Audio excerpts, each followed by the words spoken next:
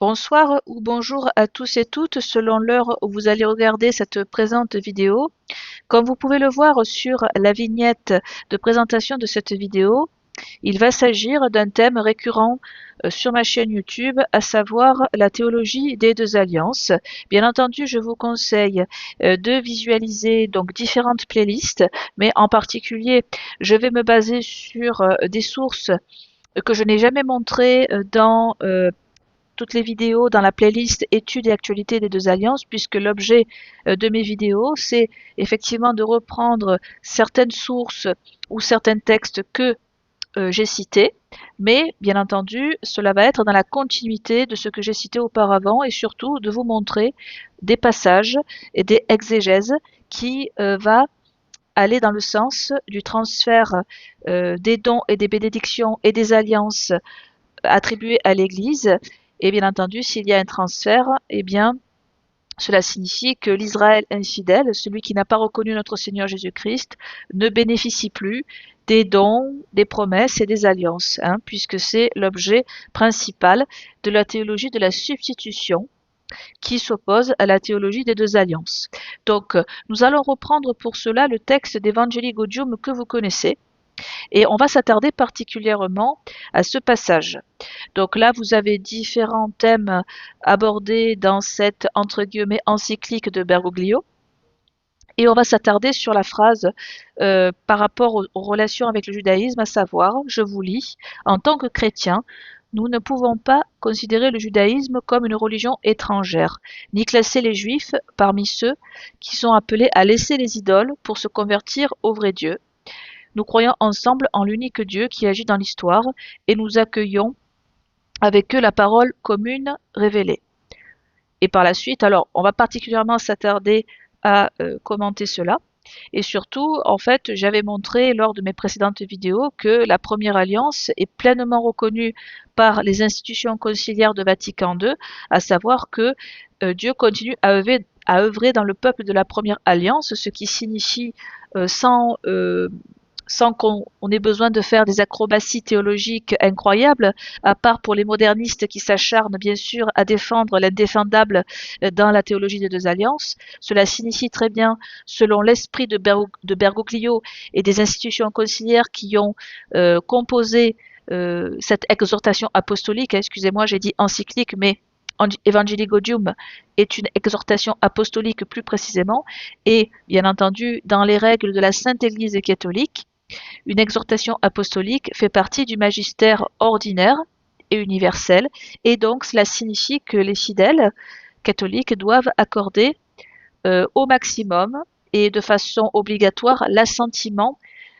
concernant cette exhortation, c'est-à-dire qu'ils ne peuvent pas remettre en cause ces paroles-là, et c'est inscrit dans l'enseignement du magistère ordinaire selon bien sûr les règles de la Sainte Église catholique, et on va voir que ce n'est pas uniquement des documents qui seraient uniquement des points développés dans le dicaster pour l'unité des chrétiens, et donc ça n'aurait pas une valeur magistérielle, mais là, ce qui est très intéressant, c'est que l'exhortation a une valeur magistérielle, donc on ne peut pas rejeter, si vous voulez, enfin entre guillemets dans les règles de la Sainte Église catholique, il y a bien sûr une idée et une obligation à ce que les fidèles adhèrent à cet enseignement. Donc c'est pour vraiment vous montrer aussi la rupture qui est dans ce qui est enseigné dans Evangelii Gaudium. Donc déjà, comme je vous l'ai dit, nous allons nous attarder principalement sur le fait que cette exhortation soutient que, eh bien, en tant que chrétiens, nous ne pouvons pas considérer le judaïsme comme une religion étrangère. Alors, je vous ai préparé des documents que je n'avais jamais cités auparavant, et c'est le but, à savoir que est-ce que, par exemple, saint Thomas d'Aquin, que vous voyez à l'écran, considère dans les questions de sa somme théologique, est-ce qu'il considère que les juifs infidèles faisaient partie, si vous voulez, euh, des croyants, on va dire, de manière générale? Eh bien, ce qui est intéressant, c'est que sur le site New Advent, donc c'est un site anglophone qui répertorie les œuvres de saint Thomas d'Aquin, et que vous pouvez consulter, bien entendu, puisque toutes les sources que je vais vous montrer proviennent de sites à la base. Donc il y a en fait une base qui peut être consultable sur des liens et sur des sites. Alors voici, donc j'ai sélectionné notamment sur le site New Advent, l'article 8 précisément, et la question suivante, c'est de savoir si les incroyants doivent-ils être contraints à la foi. Et ce qui va nous intéresser particulièrement, c'est la manière dont saint Thomas d'Aquin répond, et il dit ceci, je vous cite, « Je réponds que parmi les incroyants, certains n'ont jamais reçu la foi, tels que les païens et les juifs, et il ne faut en aucun cas les contraindre à la foi, car croire dépend de la volonté. » Alors ce qui est très intéressant, c'est que les juifs, notamment, sont considérés comme étant au même rang que les païens. Donc ça signifie qu'ils n'ont pas la foi. Donc on voit que ce que dit Evangelii Gaudium, eh bien, contredit directement saint Thomas d'Aquin, en fait, puisque saint Thomas d'Aquin considère bien que les juifs eh ben, sont dans une religion étrangère et qu'ils ont besoin de se convertir, hein, puisqu'il les met au même rang que les païens. Ensuite, je vais vous citer particulièrement, alors je l'avais déjà cité, c'est Saint Jean Chrysostome dans ses homélies. Donc les homélies en question sont une source anglophone comme le site New Advent que vous pouvez consulter. Et voici ce que dit Saint Jean Chrysostome qui va dans le sens de saint Thomas d'Aquin, bien que Saint Jean Chrysostome exprime la réalité des Juifs sur un autre ton, mais on voit très bien que ça va répondre directement d'ailleurs à Evangelii Gaudium dans le sens où les Juifs qui n'adorent pas la Sainte Trinité ne peuvent pas adorer Dieu. Je vous lis. Mais les Juifs disent en tout cas qu'eux aussi adorent Dieu. Loin de moi l'idée de dire cela. Aucun Juif n'adore Dieu. Qui le dit? Le Fils de Dieu le dit, car il a dit, si vous connaissez mon Père, vous me connaîtriez aussi. Mais vous ne me connaissez pas, et vous ne connaissez pas mon Père. Pourrais-je produire un témoin plus digne de foi que le Fils de Dieu? Si donc les Juifs ne connaissent pas le Père, s'ils ont crucifié le Fils, ils ont rejeté le secours de l'Esprit. Qui n'oserait pas déclarer ouvertement que la synagogue est une demeure de démons? On n'y adore pas Dieu, à Dieu ne plaise. Désormais, elle demeure un lieu d'idolâtrie. Pourtant, certains la considèrent comme un lieu saint. Donc c'est très fort ce que vous dit saint Thomas d'Aquin. Il vous dit très bien que eh bien, la synagogue qui a rejeté le Christ est un lieu d'idolâtrie. Je n'exagère pas. Donc on voit que ce que dit Evangelii Gaudium, eh bien, c'est totalement à l'opposé de déjà saint Thomas d'Aquin et de saint Jean Chrysostome. Alors, certains conciliaires qui s'acharnent à défendre l'indéfendable pourraient me rétorquer à l'image de ce que j'avais montré déjà dans mes précédentes vidéos sur la hiérarchisation de l'autorité dans la doctrine de foi. En fait, vous avez Dieu qui révèle, comme je l'ai dit, la révélation divine qui sont les saintes écritures et la tradition. En dessous, vous avez le magistère de l'Église et c'est pour cela que en tant que catholiques sédévacantistes, nous nous basons prioritairement sur le magistère de l'Église qui définit la norme suprême en matière de foi et de doctrine. Et en dessous du magistère de l'Église, vous avez les théologiens qui sont en bas, qui sont un cran au-dessous. Alors, on pourrait me rétorquer, surtout venant des catholiques conciliaires, que oui, effectivement, Saint Jean Chrysostome et saint Thomas d'Aquin ne sont pas infaillibles et qu'ils restent dans l'opinion des théologiens. Quoique quand même, je répliquerai que ce n'est pas n'importe quel théologien, c'est quand même saint Thomas d'Aquin dont l'œuvre a inspiré le Concile de Trente, hein, puisque la Somme théologique faisait partie des livres de référence pour eh bien, toutes les questions qui allaient être abordées au Concile de Trente. Donc saint Thomas d'Aquin, ce n'est pas rien. Et également saint Jean Chrysostome également, ce n'est pas n'importe quel saint ni docteur de l'Église non plus. Donc je me base quand même sur des références. Et peut-être dans d'autres vidéos, je vous donnerai d'autres pères et docteurs de l'Église. Tous vont dans ce sens, dans le fait de considérer les Juifs infidèles comme étant au même titre que les païens. Donc le fait qu'ils soient en dehors et rejettent le Fils de Dieu, en dehors de l'Église et en rejetant le Fils de Dieu, ils ne peuvent pas être considérés comme étant des croyants au même titre que les catholiques. Ce n'est pas possible. Il y avait bien cette idée de hiérarchisation entre les catholiques qui avaient accepté donc le Fils de Dieu, le Messie attendu par les enfants d'Israël, ainsi que le salut opéré par la Sainte Église catholique, et ceux qui ont rejeté le Fils de Dieu. Voilà. Donc pour ça, c'est un consensus, c'est-à-dire je n'ai pas trouvé, hein, je n'ai trouvé aucun père, aucun docteur et aucun théologien qui va dans le sens de Evangelii Gaudium avant les années 60. Cela n'existe pas. Et d'ailleurs, je vais aussi citer, donc là je vous ai cité notamment des théologiens saints assez renommés, donc je pense que ce sont les plus renommés qu'on puisse trouver dans la Sainte Église catholique, et je vais vous montrer un texte que je n'avais jamais montré auparavant, à savoir le pape Benoît XIV, qui a écrit une encyclique qui s'appelle A Quo Primium. Et cette encyclique, vous la trouvez sur le site du Vatican Apostat. Donc ils ont laissé cette encyclique du pape Benoît XIV, malgré ce qu'elle contient et malgré que cela contrevient à la théologie des deux alliances, puisque vous pouvez trouver des archives. Alors, l'encyclique en question n'est malheureusement lisible qu'en italien, mais cela ne vous gêne pas de faire une traduction, et c'est ce que j'ai fait. Hein. Et d'ailleurs, je vais résumer cette encyclique en français sur ses principaux points. Donc c'est A Quo Primium du pape Benoît XIV, donc qui date du 14 juin 1751. Et c'est une lettre qui est adressée au primat, archevêque et évêque du royaume de Pologne. Alors certes, même si c'est adressé uniquement au royaume de Pologne, le pape là engage vraiment l'autorité du pape pour parler des questions et de certaines questions qui concernent la cohabitation entre chrétiens et juifs en Pologne et des mesures disciplinaires que les évêques doivent faire appliquer. Donc là, le pape s'exprime pour faire appliquer certaines dispositions temporelles et temporelles au sein du royaume de Pologne. Alors, je vais vous résumer ce que dit en substance cette encyclique. Donc, vous voyez que ça va rejoindre aussi saint Thomas d'Aquin et saint Jean Chrysostome dans cette idée que donc le pape dit avoir reçu des informations selon lesquelles le nombre de juifs en Pologne a fortement augmenté et que, dans certains lieux, ils auraient pris une place économique et sociale dominante au détriment des chrétiens. Tavernes, alcool, fermes, domaines, revenus publics. Alors, pour précision, cela effectivement renvoie à une vidéo que j'avais produite par rapport à Monsieur Horowitz. J'avais produit des vidéos sur l'idée de tolérance.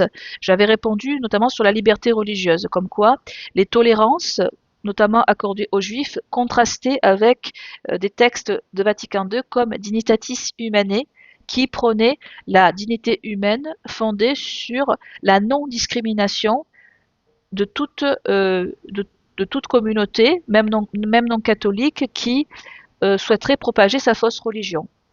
Et dans le cas des juifs, c'est également la même chose. En tant que juifs, selon la conception de Dignitatis Humanae, eh bien, ils ont le droit aussi de répandre leur religion sans contrainte étatique, puisque c'est basé sur la dignité humaine. Donc, l'État, selon la conception de Dignitatis Humanae, n'a pas le droit, en raison de la dignité humaine, d'appliquer des restrictions en matière religieuse.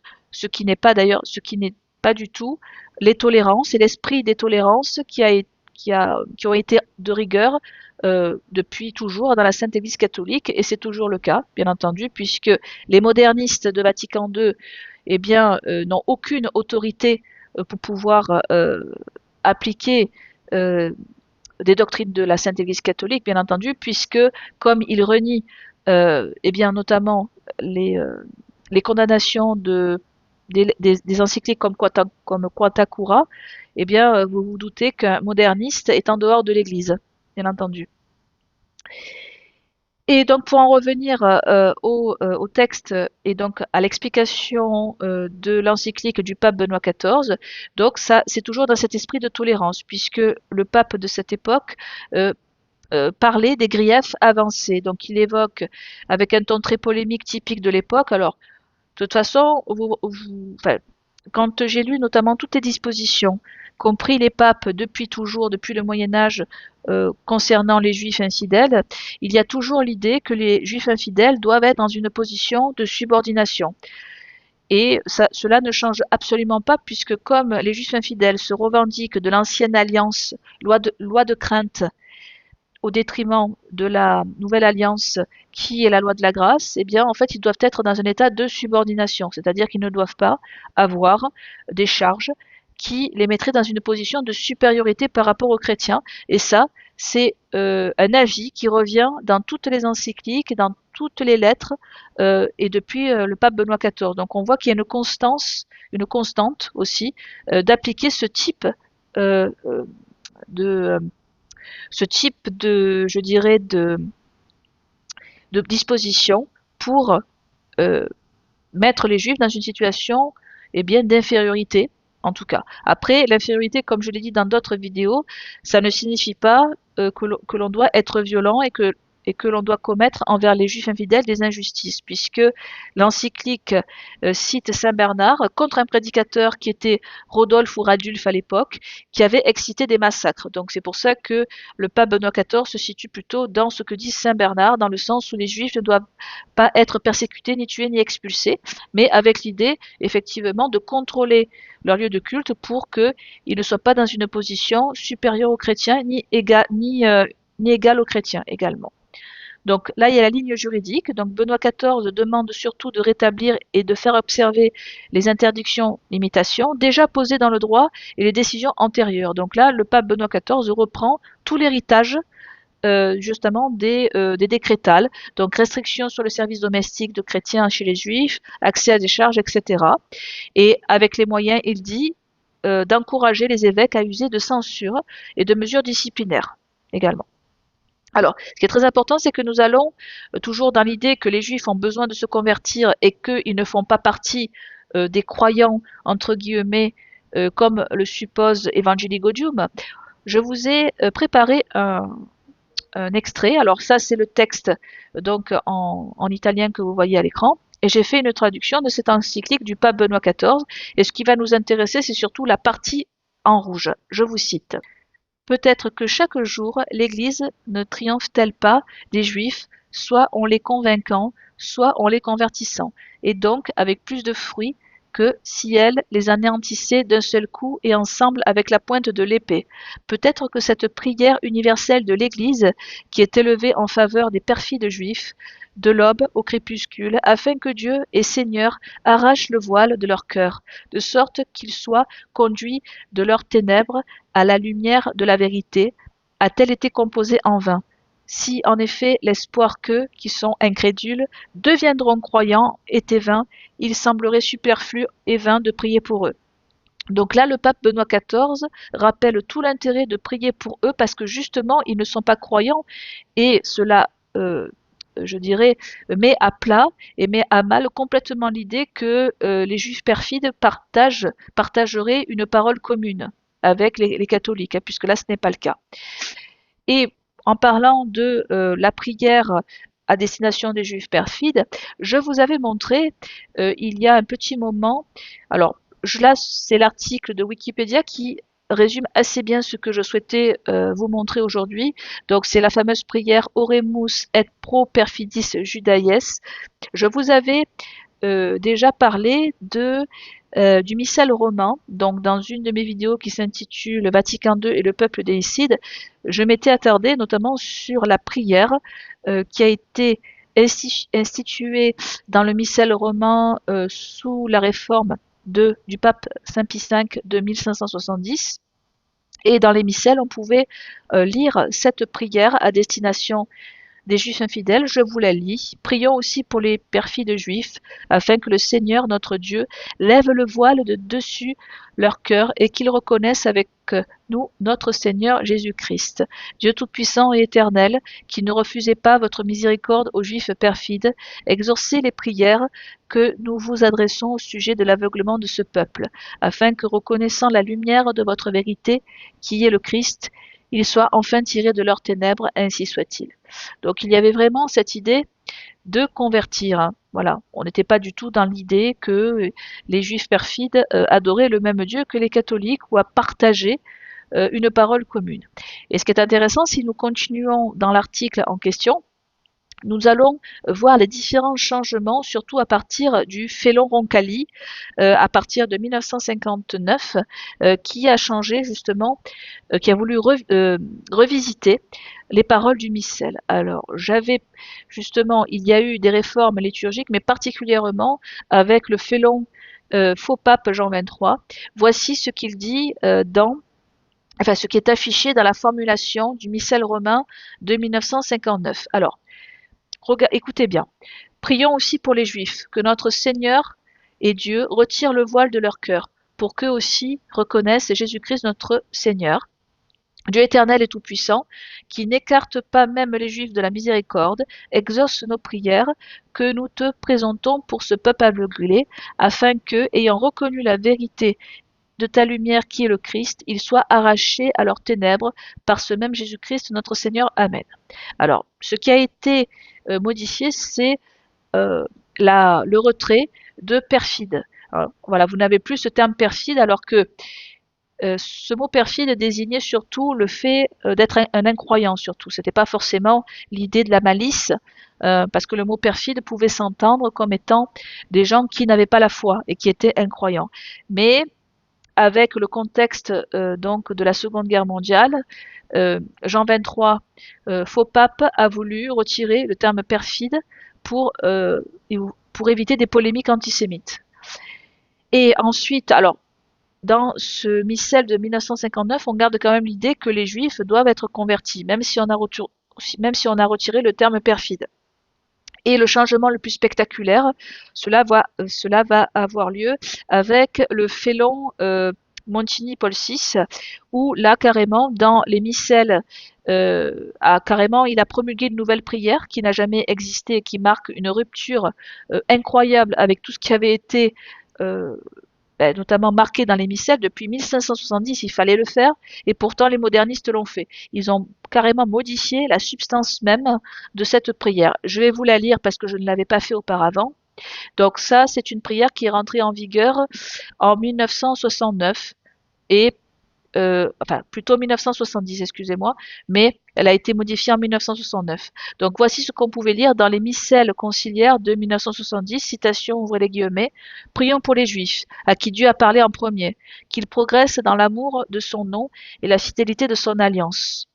Dieu éternel et tout-puissant, toi qui as choisi Abraham et sa descendance pour en faire les fils de ta promesse, conduis à la plénitude de la rédemption, le premier peuple de l'Alliance, comme ton Église t'en supplie, par Jésus, le Christ, notre Seigneur. Donc on voit que ça n'a plus rien à voir avec le fait de convertir les Juifs infidèles. Et là, vous voyez, on a l'officialisation du fait que les Juifs infidèles conservent l'alliance et qu'ils seraient soi-disant choisis par Abraham. Enfin, c'est totalement absurde. Et pourtant, c'est à partir de là que nous avons cette idée du fait qu'ils conservent une alliance, quoi. Et en plus, ils sont considérés eux-mêmes comme le premier peuple de l'Alliance. Donc on voit que ça rejoint tout à fait l'esprit d'Evangelii Gaudium que je vous ai montré tout à l'heure, à savoir que les Juifs infidèles sont le peuple de la première alliance, ce qui signifie que l'alliance n'a pas été révoquée dans le sens où elle existe indépendamment de la nouvelle alliance. Hein, c'est ça que ça veut dire.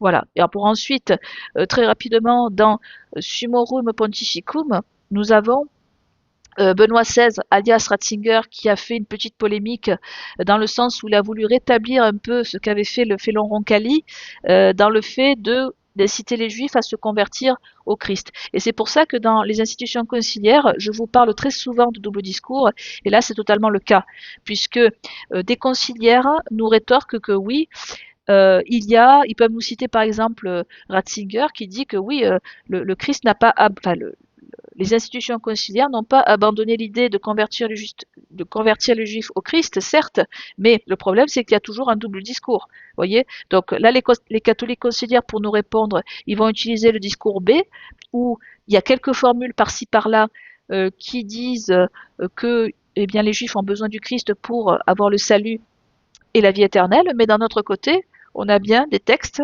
notamment je vais vous montrer notamment le texte Traditionis Custodes de Bergoglio qui rétablit totalement l'idée de 1970, à savoir que prions pour les Juifs à qui Dieu a parlé en premier, qu'ils progressent dans l'amour de son nom et la fidélité à son alliance.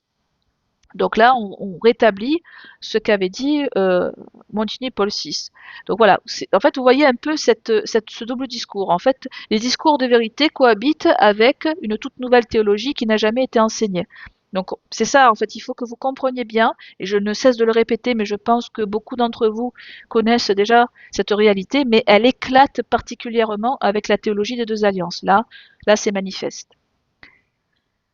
Alors ensuite, je vais vous montrer notamment des interprétations de cette théologie du transfert, notamment en Romains 11, 29, que j'avais détaillé dans mes vidéos. Hein. J'avais répondu à un catholique conciliaire sur notamment la théologie des deux alliances. J'avais fait un commentaire sur le fait que les juifs infidèles vont être convertis en masse par Dieu à l'occasion de la fin des temps. Ça, c'est quelque chose que vous retrouvez dans l'interprétation des pères et des docteurs de l'Église. Par exemple, lorsque les institutions conciliaires parlent du mystère d'Israël, les institutions conciliaires font semblant de confondre une idée bien réelle des pères et docteurs de l'Église, comme quoi les juifs infidèles seront convertis en masse à la fin des temps, mais cela n'a rien à voir avec le fait que si les Juifs refusent notre Seigneur Jésus-Christ, ils ne peuvent pas avoir part à la vie éternelle. Hein. J'ai cité notamment de nombreux textes, Cantate Domino et bien d'autres. Donc nous allons lire une parabole, enfin en tout cas une interprétation de la parabole du propriétaire de la vigne et de son fils de Saint-Augustin. Et c'est un site anglophone que vous pouvez consulter qui s'appelle Catholic Culture. Et ce site publie différents sermons. Et voici une interprétation que fait saint Thomas d'Aquin sur la vigne. Alors, je vous lis. Encore une fois, il planta une vigne comme le Seigneur Jésus-Christ lui-même le dit, et il la loua à des vignerons, qui devaient lui rendre le fruit de son temps. Et il leur envoya ses serviteurs pour réclamer le loyer de la vigne. Mais ils les maltraitèrent, en tuèrent quelques-uns et refusèrent avec mépris de rendre les fruits. Il en envoya d'autres aussi, ils subirent le même traitement. Alors le maître de la maison, le cultivateur de son champ, le planteur et le loueur de sa vigne dit: J'enverrai mon fils unique, peut-être qu'ils le respecteront au moins. Et ainsi, il dit, il envoya aussi son propre fils. Ils se dirent entre eux: Voici l'héritier, venez, tuons-le, et l'héritage sera à nous. Et ils le tuèrent, et le jetèrent hors de la vigne. Quand le maître de la vigne viendra, que fera-t-il à ces vignerons méchants? Ils répondirent: Il fera périr misérablement ces méchants et louera sa vigne à d'autres vignerons, qui lui en rendront les fruits en leur saison. La vigne a été plantée quand la loi a été donnée dans le cœur des Juifs. Les prophètes furent envoyés, cherchant du fruit, même leur bonne vie. Les prophètes furent traités avec mépris par eux, et furent tués. Le Christ aussi fut envoyé, le fils unique du maître de la maison, et ils tuèrent celui qui était l'héritier, et ainsi perdirent l'héritage. Leur mauvais conseil s'est avéré contraire à leurs desseins. Ils l'ont tué pour posséder l'héritage, et parce qu'ils l'ont tué, ils l'ont perdu. Donc c'est très intéressant ce que dit saint Augustin, c'est que en fait, l'Israël infidèle qui a tué le Christ et qui l'a rejeté, eh bien en fait ne peuvent pas hériter de la vigne, donc de la vie éternelle. Je ne peux pas faire plus clair que cela. Et vous avez plein d'autres pères de l'Église, comme Saint Jean Chrysostome, toujours le même, qui dit à peu près la même chose sur cette parabole. Beaucoup de choses sont insinuées par cette parabole. La providence de Dieu, qui s'est exercée envers eux dès le début, leur disposition meurtrière depuis le commencement, que rien n'avait été omis de tout ce qui concernait leurs soins attentifs, que même lorsque des prophètes avaient été tués, il ne s'était pas détourné d'eux, mais avait envoyé son propre Fils, que le Dieu à la fois de l'Ancien et du Nouveau Testament était un seul et même Dieu, que sa mort devait accomplir de grandes bénédictions, qu'il devait endurer un châtiment extrême pour la crucifixion et leurs crimes, l'appel des gentils, le rejet des Juifs. Donc c'est clair, les Juifs sont rejetés. Voilà. Donc ça, vous pouvez le trouver sur le site de New Advent, que je vous ai déjà cité, et c'est l'homélie 68 de Matthieu. Voilà. Ensuite, vous avez d'autres pères et docteurs de l'Église, donc vous avez Saint Jérôme aussi qui dit à peu près la même chose. Donc là, vous avez le texte biblique, et par la suite, voici ce qu'en dit Saint Jérôme. Après cette introduction, le Seigneur présente une parabole pour les convaincre de leur irréligion et leur montrer que le royaume de Dieu devait être transféré aux gentils. Et en plus, je vais vous montrer vraiment la définition d'irréligion pour ceux qui ne le sauraient pas. Donc on voit que c'est un manque de religion et de conviction religieuse. Et un synonyme d'irréligion, c'est athéisme, impiété, incroyance. Donc là, on en revient toujours à la vision de Saint Jean Chrysostome et Saint Thomas d'Aquin, à savoir que les juifs infidèles sont des incroyants, donc ils ont besoin de se convertir. Ensuite, vous avez une autre interprétation de Origène aussi, qui va aller un peu dans ce sens-là, qui dit « Par le royaume de Dieu, il entend les mystères du royaume de Dieu, c'est-à-dire les saintes écritures que le Seigneur a confiées, premièrement, au peuple ancien qui possédait les oracles de Dieu, et deuxièmement, aux païens qui en portaient du fruit. Car la parole de Dieu n'est donnée qu'à celui qui en porte du fruit, et le royaume de Dieu n'est donné à personne en qui règne le péché. » Et forcément, eh bien, l'incroyance sont des mots, et on ne peut pas être en pleine communion et en pleine amitié avec Dieu si on rejette le Fils. Cela n'a pas de sens. Comment donc se fait-il qu'il ait été donné à ceux à qui il a ensuite été retiré? Souvenez-vous que tout ce qui a été donné l'est gratuitement. À qui donc il a confié la vigne, il ne l'a pas confié il ne l'a pas confié comme à des élus déjà convaincus, mais à qui il l'a donné avec un jugement d'élection. Voilà.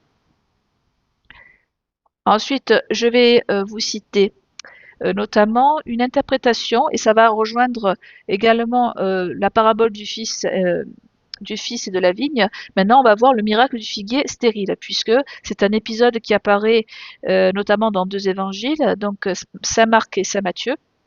Et notre Seigneur Jésus-Christ, eh bien, maudit un figuier. Ce figuier, selon le témoignage des apôtres, devient stérile, c'est-à-dire qu'il ne produit plus de fruits. Et on va voir comment certains pères et docteurs de l'Église interprètent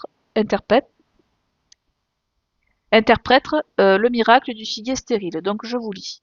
Les Juifs qui avaient les paroles de la loi, mais pas les œuvres, étaient pleins de feuilles, mais ne portaient pas de fruits. Je dis cela pour vous persuader que notre Seigneur Jésus-Christ a accompli des miracles dans ce but, que par ces miracles, ils puissent signifier autre chose, qu'en plus d'être merveilleux, grands et divins en eux-mêmes, ils puissent aussi nous apprendre quelque chose. Donc là, j'ai tiré cette citation du E-Catholique 2000, c'est aussi un site anglophone qui répertorie des exégèses des plus grands docteurs et pères de l'Église catholique. Voilà. Donc on voit que saint Augustin aussi a pleinement cette idée de substitution.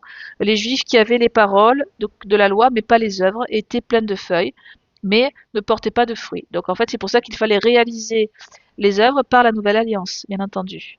Ensuite vous avez saint Ambroise de Milan, concernant toujours le site catholique 2000, il dit ceci. Il y avait une vigne de l'Éternel des armées qu'il donna en proie aux gentils. Et la comparaison du figuier à la synagogue est bien choisie, car comme cet arbre abonde de feuillage large et étendu, et trompe les espoirs de son possesseur avec la vaine attente des fruits promis, ainsi aussi dans la synagogue, tandis que ses enseignants sont infructueux dans les bonnes œuvres, pourtant s'agrandissent avec des mots comme avec des feuilles abondantes. L'ombre vide de la loi s'étend loin et large. Cet arbre est également le seul qui produit des fruits à la place des fleurs, et le fruit tombe. Que d'autres fruits puissent réussir, pourtant quelques-uns des premiers restent et ne tombent pas, car les premiers de la synagogue sont tombés comme un fruit inutile, afin que la fécondité de l'ancienne religion puisse sortir le nouveau peuple de l'Église. Pourtant, ceux qui étaient les premiers d'Israël, qu'une branche de nature plus forte a porté, sous l'ombre de la loi et de la croix, dans le sein des deux, taché d'un double jus selon l'exemple d'une figue en maturation, surpassé tous les autres dans la grâce des fruits les plus excellents, à qui il est dit, vous serez assis sur 12 trônes. Certains pensent cependant que le figuier n'est pas une figure de la synagogue, mais de méchanceté et de trahison. Pourtant, ceci ne diffère en rien de ce qui s'est passé auparavant, sauf qu'ils choisissent le genre au lieu de l'espèce. Alors, c'est vraiment très très beau ce que dit saint Ambroise de Milan. Il y a à la fois une poésie très belle, et aussi l'idée que, eh bien, ceux qui produisent vraiment les fruits les plus abondants, c'est effectivement ce qui est sorti de l'ancien Israël, à savoir le nouvel Israël, à travers les 12. C'est très beau. En fait, on voit vraiment cette réalisation de certains juifs, bien sûr, qui se sont convertis et qui ont accepté le Messie, et ce sont eux qui portent le fruit, et non pas la synagogue infidèle. Donc c'est magnifique ce que dit saint Ambroise. Il y a aussi une vision poétique absolument incroyable. Et je vais terminer avec le figuier stérile, cette interprétation de Bède le Vénérable, qui dit ceci: cette fructuation du figuier peut également être comprise comme signifiant l'état de la synagogue qui fut condamnée à une stérilité éternelle, parce que lorsque le Seigneur vint, il n'y eut aucun fruit de justice chez eux qui étaient alors infidèles. Mais l'apôtre a dit que lorsque la plénitude des gentils sera arrivée, tout Israël sera sauvé. Qu'est-ce que cela signifie, sinon que l'arbre, qui a été longtemps stérile, produira alors le fruit qui avait été retenu? Quand cela arrivera, ne doute pas qu'un été de vraie paix soit à portée de main. Donc il y a aussi cette idée que l'Israël infidèle sera converti massivement à la fin des temps. Voilà, donc écoutez, voilà, je pense que c'est magnifique. Et puis aussi, je vais vous citer Mystici Corpore Christi, que j'avais déjà cité auparavant, mais on va particulièrement nous attarder sur donc c'est un écrit magistériel donc qui a la plus haute autorité en matière de foi et de mœurs, donc c'est le pape Pie XII. Et Pie XII justement a cité un commentaire et un sermon du pape Saint Léon le Grand. Je ne l'avais pas cité auparavant, donc Saint Léon le Grand, pour rappel, c'est un très très grand pape. Notamment, en fait, il marque je dirais, ce lien entre Rome qui va être détruit et la nouvelle reconfiguration de l'Europe par les barbares, on va dire entre guillemets, et dont un certain Clovis va plus tard se convertir au catholicisme. Voilà, donc on voit, c'est en fait le pape de la transition entre ces deux mondes. Et il y a les fameux sermons qui ont été recueillis, donc vous pouvez les consulter sur le site Vicifont. Et voici ce qu'il dit. Donc je vous lis. Donc ça, en fait, tout ce passage a été cité par le pape Pie XII dans l'encyclique Mystici Corpore Christi, et surtout on va s'attarder sur ça. Et lorsque le centurion, gardien du corps, terrifié par ce qu'il avait vu, déclara: vraiment cet homme est le Fils de Dieu, aucun remords ne semble avoir atténué l'impiété juive, plus inflexible que tous les monuments et les rochers. Il apparaît donc que les soldats romains étaient donc alors mieux disposés d'apprendre que le Fils de Dieu, que les prêtres israélites. Donc là, on a vraiment cette idée que euh, les Juifs infidèles sont vraiment dans l'impiété, vraiment dans la dureté de ne pas reconnaître l'aveuglement, hein, d'ailleurs, hein, l'aveuglement de ne pas reconnaître notre Seigneur comme le Messie. Hein. Donc on voit cette idée que il y a à la fois l'aveuglement qui nécessite une prière pour ouvrir le cœur et le fait qu'il soit en dehors de l'Église. Hein. Donc on a vraiment ces deux notions justement qui apparaissent. Voilà. Donc, en conclusion de cette vidéo, je lance toujours des défis aux conciliaires dans le sens où comment pouvez-vous soutenir que cet enseignement, entre guillemets, des institutions conciliaires est pleinement catholique en sachant que il n'y a pas d'antécédent dans la manière de voir le peuple soi-disant de la Première Alliance et le fait que les Juifs avaient besoin de se convertir à la sainte religion catholique et sinon ils étaient considérés comme au rang des païens. Et le problème, c'est que tous les pères et docteurs de l'Église que je vous ai cités vont dans la même direction. Et si Vatican II est une imposture, ce que je pense, et je pense qu'avec la théologie des deux alliances, c'est manifeste, si vous n'avez aucun père et aucun docteur de l'Église, et surtout, je n'ai pas cité que les pères et docteurs de l'Église, hein, j'ai aussi cité dans ma démonstration aussi des écrits magistériels en la personne du pape Benoît XIV ainsi que le pape Pie XII en vous citant une partie du commentaire de Saint Léon le Grand, on voit que tous vont dans la même direction. Et comment se fait-il que depuis Vatican II, eh bien, le Vatican apostat vire à 360 degrés en promulguant des doctrines et des interprétations qui n'ont jamais été proposées par la Sainte Église catholique. Voilà.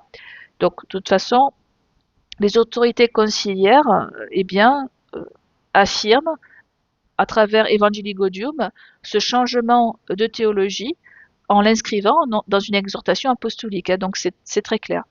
Voilà. Écoutez, je vous remercie d'avoir regardé cette vidéo. N'hésitez pas à liker et à partager. Et je vous retrouve pour de prochains contenus. Soyez bénis. Au revoir.